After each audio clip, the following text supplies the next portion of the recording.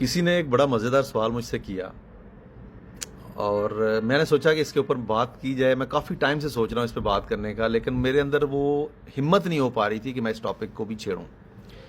اس نے کہا کہ آپ اپنے ریلیٹو جو آپ کے ہیں ان کے بچوں کو یہ چیزیں کیوں نہیں سکھاتے؟ آپ ان کو بھی سکھائیں، ان کو اس طرف لے کے آئیں. اچھا، میں نے نا اس کے اوپر کوشش کی ہے، لیکن کچھ لرننگ ہوئی ہے میری اس سارے پروسیس میں. جب میں اپنے رشتہ داروں کے بچے جو ہیں ان کو اس طرف لے کے آنے کی کوشش کرتا ہوں، میری پہلی لرننگ یہ تھی کہ لوگوں نے یہ کہا کہ جو آپ ہمارے بچوں کو سکھا رہے ہیں اور جو آپ خود کر رہے ہیں یہ دونوں مختلف چیزیں ہیں. کیونکہ ہمارے بچے 3 مہینے لگا چکے ہیں، ایک پیسہ نہیں بنا، اور آپ تو پیسے کما رہے ہیں. اس کا مطلب یہ ہے کہ آپ جو کچھ بتا رہے ہیں وہ نہیں ہے جو ہمارے بچوں کو آپ سمجھا رہے ہیں. دوسری لرننگ یہ تھی، لوگ رشتہ دار خاص طور پہ اس امید پہ آتے ہیں کہ ہمیں کچھ آتا ہے یا نہیں آتا، یہ ایک سیپریٹ گیم ہے. اس بندے کا کام بنتا ہے کہ ہمارے بچے کو اب کامیاب کرنا پکڑ کے. بچے کے کمیونیکیشن ٹھیک ہے نہیں ہے، بھاڑ میں جائے. بچہ سیکھتا ہے نہیں سیکھتا، سائڈ پہ ہو جائے. بچے کی غلطی نہیں ہے، یہ سکھانے والے کی غلطی ہے. تو اگر وہ انسکسیسفل رہتا ہے، وہ فری لانسنگ نہیں کر پاتا، تو اس کی ساری ذمہ داری اٹھا کے سکھانے والے پہ ڈال دی جاتی ہے کہ تمہارے پاس بھیجا تھا، 6 مہینے ہمارے بچے کے ضائع ہو گئے ہیں، کیا ملا؟ اس سے تو بہتر تھا ہم فلاں کر لیتے. جب یہ ساری چیزیں میں نے دیکھی سنی اور مجھے لگا کہ یار کہیں نہ کہیں گیپ ہے.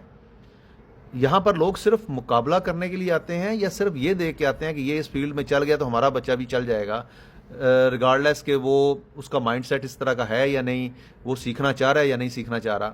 یہ ساری چیزیں لوگ اٹھا کے سائڈ پہ کر دیتے ہیں رشتہ دار. تو پھر میں خود ایک سٹیپ بیک ہو گیا. میں نے کہا نہیں، یہ رشتہ داری کوئی پیمانہ نہیں ہے کسی کو سکھانے کا.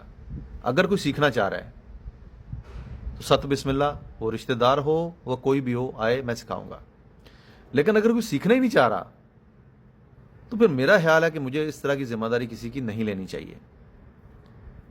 اب اس کی میں کچھ ایگزامپلز آپ کو دیتا ہوں. نام تو میں نہیں لے سکتا، مجبوری ہے میری، میں نے بھی ان رشتہ داروں کے ساتھ زندگی گزارنی ہے. ایک بندہ میرے پاس آتا ہے، اپنی والدہ سے مجھے کال کرواتا ہے کہ میں نے ایک سکل سیکھا ہے، XYZ سکل، اور مجھے کام دلا دیں. میں کہاں سے کام دلا دوں بھائی تمہیں؟ کمیونیکیشن کیسی ہے تمہاری؟ انگلش تو مجھے نہیں بولنی آتی، پڑھا لکھا بھی میں نہیں ہوں. اچھا، جو سکل سیکھا اس کے اوپر گرپ کتنی ہے؟ کوئی سیمپل بنایا ہے؟ سیمپل تو نہیں بنایا، میں نے کورس کیا تھا فلاں بندے سے، اتنے پیسے بھی دیے ہیں اس کو، لیکن کام نہیں مل رہا. اب آپ کام دلائیں.